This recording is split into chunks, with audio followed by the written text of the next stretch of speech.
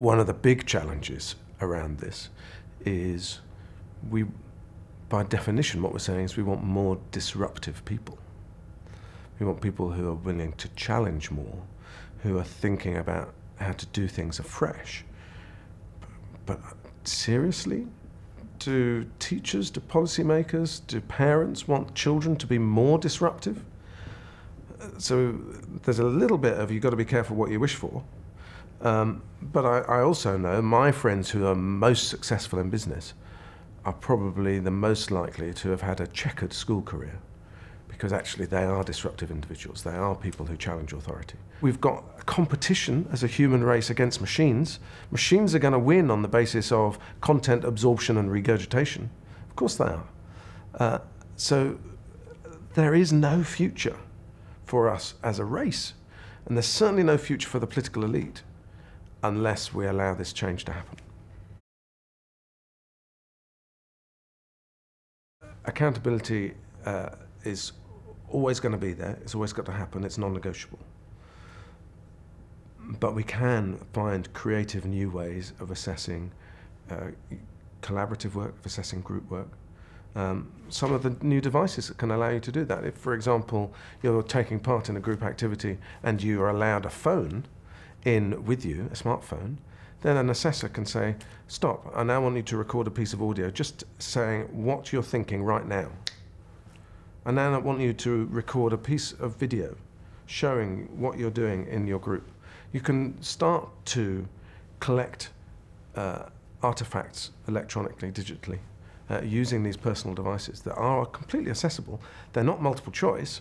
They're not right and wrong answers.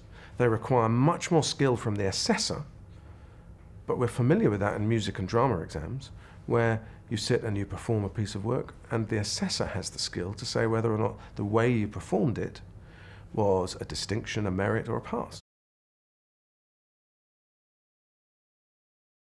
The single biggest factor in the success of a child is the student's own expectations as to what they can achieve. And so I would take from that, there is a problem then if we're constantly testing people and telling them, oh, you're an average student, or you're a C student, or you're a B student. That is setting their expectations of their own performance. So I think there's really good reasons to be much more skeptical about that summative assessment, that testing at the end of phases. Formative assessment is important. It's a really important part of teaching. And, you know, that assessment is for learning.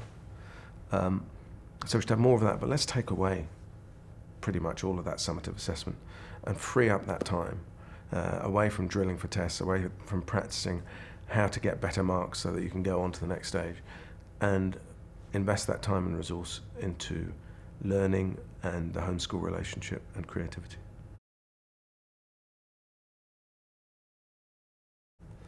I think the paradigm needs to now become one where you continue to say the heart of successful learning is great teaching.